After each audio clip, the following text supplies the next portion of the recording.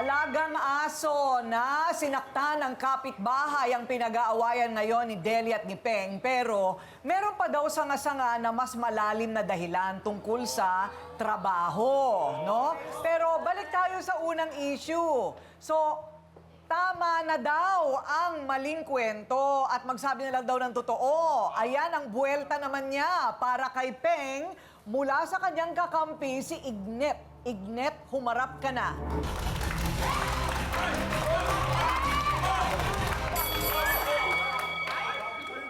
Ignet, ano ba ang nangyari talaga?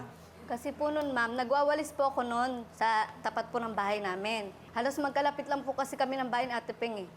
Tapos, mga ilang minuto po, lumabas po yung aso ng lola ko, alaga po niya.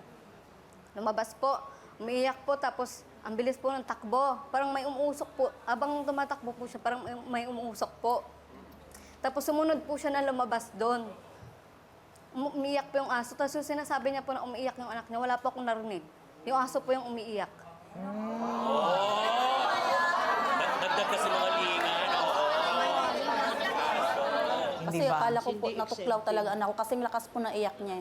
Tsaka hindi niya po masasabi na hindi umiyak anak ko. Malayo po siya nagwawalis sa bahay namin eh. Oo, Tanaw lang po. Malapit lang yun. Ang nakita lang niya yung paglabas ng aso, pero hindi niya nakita yung pangyayari sa loob. Talaga, inaamin ko po na sa sobrang gulat ko, dahil anak ko na yung sumigaw eh, na ano ko talaga siya. Pero yung sinabi niya na walang umiyak, walang ano, paano niya nalalaman umiyak? Medyo malayo siya sa bahay namin. Okay. Natanaw lang niya ako eh. Hindi talaga pwedeng sandalan yung narinig mo o hindi mo narinig.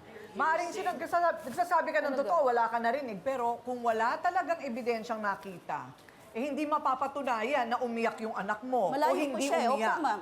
'Di ba? Ang ebidensya lang dito ngayon ay ito, yung sugat ng aso.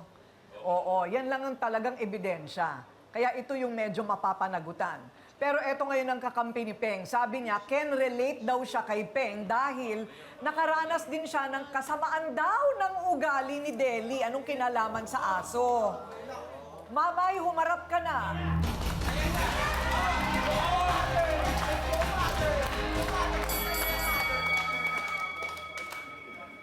Pareho yung ukay-ukay na pinuntahan namin. Opo. Oo. Who wore it better? Mamay, terno tayo. Okay. Oo, tayong lahat, Pero pareho yung ukay-ukay na pinuntahan natin. Oo. Okay, so yan ba'y sa Retiro o sa Baguio? Okay. Nay, ano naman yung sinasabi mong masama daw yung ugali ni Deli? Masama talaga yan, ma'am, dahil yung aso niya nagkakalat ng basura. Mga ng bata, dinadala doon sa bahay namin. Nakikita ko palagi doon sa bahay ni Peng. Nakikita talaga ng Amo buong yun, mundo. amo yan. Doon, yung aso mo. Buong mundo Totoo yan, ma'am. Sa buong dagat-dagatan na yung aso mo. Dapat, tinatalian mo kasi para hindi makapurhisyo sa mga bahay doon. Teka muna, iba yung aso, iba yung Deli. Mamay, ano yung masamang ugali ni Deli nga? Kasi po, nagpahanap din ako ng trabaho sa kanya dahil siya ang maraming kakilala.